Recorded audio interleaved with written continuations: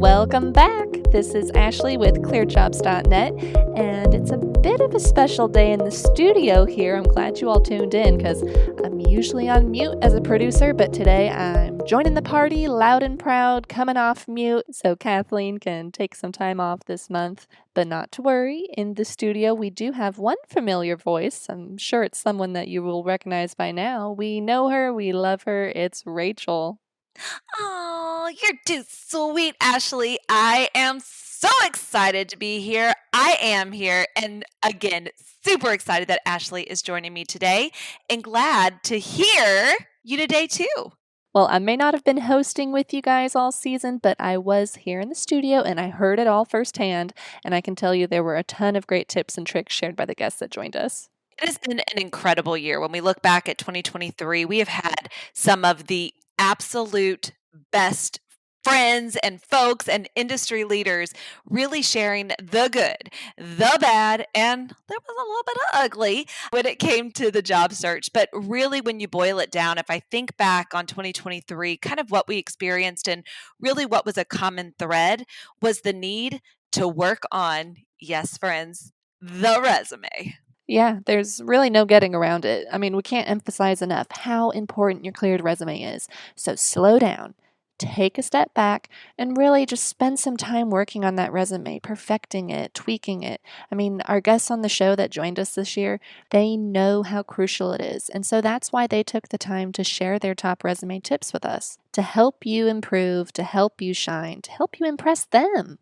And lucky for you, friends, we have taken the time to wrap it all up in a nice little package, dare I say, with a bow about some of those resume tips that are going to be just all sorts of goodness that you can unpack all year long and get ready to really do that resume. So we've got them queued up. We are on the ready. It is time to share. Ashley, I'm sure you've got somebody that you want to talk about. I do. Let's dive in. First up, our friend Brandy at Carson Solutions has a tip for us. And it might sound simple enough. You might be listening, going, why are you telling me this? Well, hold on, because she runs into this problem as a recruiter. So I think it needs to be said. Let's start here. Go ahead and submit your updated resume because I know a lot of people, until they start really getting into the job hunt, don't update their resume. So you send a resume and you're like, oh yeah, I do have experience with that. Please include it. Don't send us a resume that's outdated. It's really hard to speak on your skills and because my job is I have to sell you to my client. If I don't have all the tools to sell you, and word is not enough. I do trust you, but your word is not enough. They need to see it. They need to feel it. And so we have to roll all of that in the ball. So put as much as in your resume, but as concise as possible. Sounds easy enough, right? I mean, you heard it from an expert there, friends. That was such a good one to get us all warmed up. But the weather's cold, so it's time to keep warming up, Ashley, and get hot in here. And speaking of something hot, I want to talk about the advice that Melissa from Lockheed Martin gave when it came to really tailoring your resume. A resume is not one size fits all, and we know you've heard it. You've heard it from us. You've heard it from friends. You've heard it from anybody that'll tell you good advice. You got to tailor those resumes. So let's hear it from an expert, Melissa at Lockheed Martin. When we tell people to tailor your resume, we really mean it. So we can't sort through every resume that comes in. So an algorithm will run through looking for keywords that match the rec that was posted to the resume that was posted. So you need to really make sure for your resume to be alerted is to have those keywords, even specifically in the basic requirements or the desired requirements, the type of coding, the years of service. Make sure those are in there because that's what's going to be searched to kind of alert our recruiters or hiring managers that this is a viable resume. That's a great explanation from Melissa. I think she's really nailing the why it's important to tailor that resume. But we can't stop there. This is just such an important piece of the puzzle when it comes to resume writing. So let's hear a little bit more as to how to tailor your resume, this time from our friend Martha at Mantech. Listen, you gotta write your resume to make sure that it's aligned with the requisition. The language on the job description is the same language you have to use. So I'm not asking you to lie, but if you have no experience on this one, don't say you do. But if you do have that, make sure you write it in there, because we're not going to read your mind. We're not going to assume, oh, he did that, therefore he knows how to do A, B, and C. So I always use the terms, if the job description has the words tomato, ballerina, and cake decorator, make sure you include those. Tomato, ballerina, cake decorator. I mean, I'm going to have that stuck in my head for just a little while longer, may even put it a little ditty there, but just love that tip so much from Martha. It's one that you just really shouldn't forget and probably won't be able to after listening to it. So, speaking of unforgettable tips, my little recruiter heart just loves our friend Meg at Sandia National Labs. And she might have some great tips for us too. I don't care about what you did more than 10 years ago. I know you do, but I don't. And a big part of resume writing is consider the first person who reads it. The last person to read it, the hiring manager, great. They might understand all the jargon and the lingo and everything like that. They might understand that this technology is sort of close to this one, so I don't have to list both. But the first person who reads it isn't going to know that. Recruiters know very shallow levels of the variety of different things we work on. So make it easy for the first person. List your education at the top if it's a requirement. List your years of experience at the top if it's a requirement. Just make it as easy as possible for us to pass you through, because you get about 4 to 8 seconds to grab our attention before we decide if we want to keep reading the resume. I always love hearing from Meg. I've had the pleasure to actually meet her in person now at conferences and at our job fairs. And of course, she's been on the podcast with us 2 times since we launched, and she just always makes a wonderful guest. And if you only take away one thing from today, really just remember to make it easy, like Meg said. You want to make sure that your resume is easy to read and easy to understand why you're a great fit for the job. It's really as simple as that. It is as simple as that. But friends, wait. There's more! Yes, there's more! No shortage of tips today. But on to the next. We have another Ashley, but this Ashley's from BDO Public Sector, and she's going to tell us about the importance of achievements on a resume. Let's roll that clip. One change that we can all make is to focus on those quantifiable achievements and those specific contributions in your work experience. So instead of just merely listing job responsibilities and duties, because obviously most people do it, you want to highlight the most measurable outcomes and the best accomplishments that showcase the impact that you've made in your previous roles. So you want to use those specific numbers, percentages, or even metrics to demonstrate your achievements, which I think provide a more compelling representation of your skills and capabilities. So to me, I think this approach helps us as employers understand your value and how you can contribute to an organization as well. Show me the numbers, friends. We love.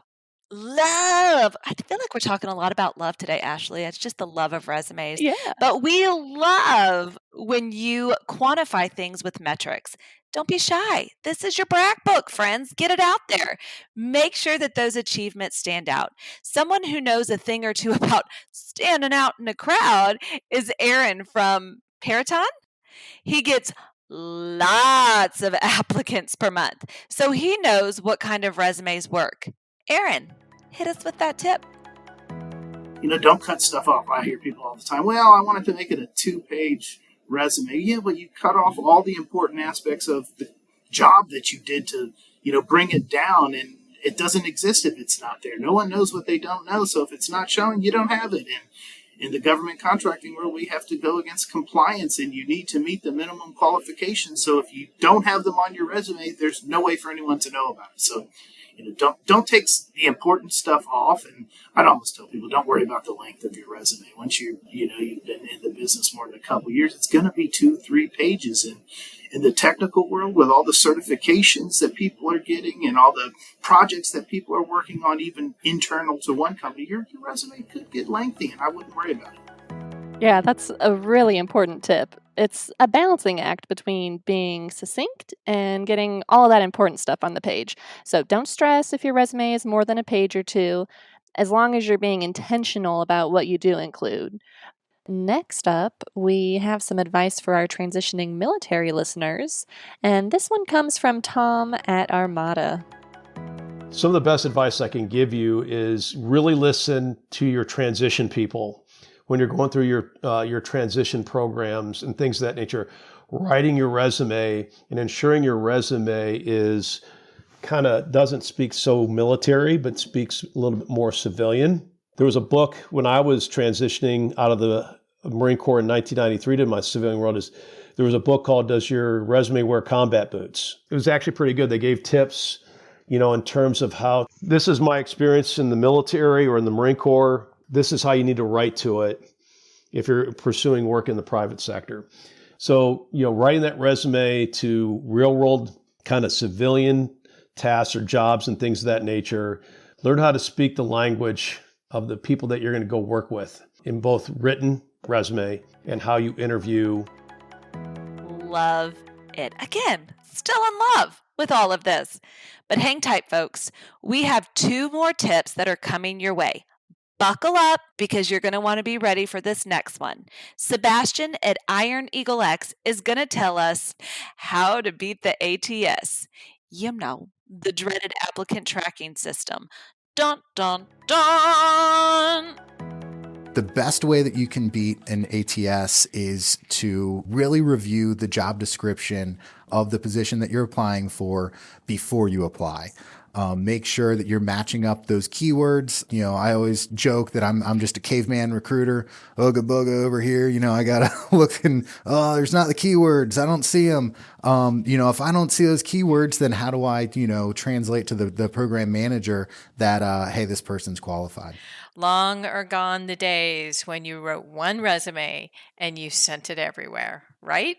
And I would say that, because that scares people. They're like, oh man, I'm going to have 20 resumes. No, you're really, at the core, you're probably really qualified for, a handful of positions. So those 3, 4, 5 positions, and you're just tweaking it. You're just changing those keywords.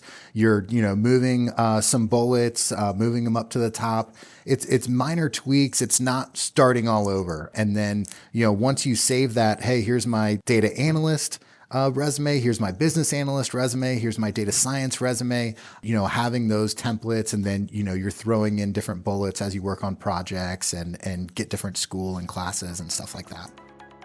That's a relief. I'm glad that Sebastian cleared that up. And it was also fun to hear Kathleen in that clip. But back to Sebastian's point, you're not reinventing the wheel. You're not writing a million different versions of your resume from scratch. You're just doing some small tweaks here and there. So we're almost at the end today. And to wrap things up, we do have a great story that we want to share from Dwayne. And Dwayne is with Chinega Mayos. He was on the show earlier this year. And I think this last snippet is really going to put everything into perspective for us. Let's listen. I recently talked to a veteran who found a position on our website. They tailored their resume. They applied online. They met the minimum qualifications. Then called me and sent me an email and said, hey, Dwayne, I wanted to talk to you about this position. I've already applied online. I sent you my resume. Do you have a minute to talk? And I'm like, yeah, I do. Of course. So, but being able, that person took the effort and took ownership of their job search, found a position they liked, they were interested in, tailored their resume to it, knew they met the minimum requirements and had them stated in their resume, took the effort to reach out to me via email, and then called me and said, I know I meet this. Let's have a discussion. Hey, okay, I will be that conduit to put you in that next step. That shows that that person is motivated. That person took ownership of their job search, found a position, and now that person is a part of Chinega. What a great full circle story. It often starts with a great resume, but in the end, you need to take ownership of your job search and step beyond your resume to really seal the deal. You know what, friends? Thanks so much for hanging out with us today. I really enjoyed walking down memory lanes and love talking about resumes. And if you do too, be sure you get out there and follow our show so you don't miss what we have in store for you next. Bye, friends.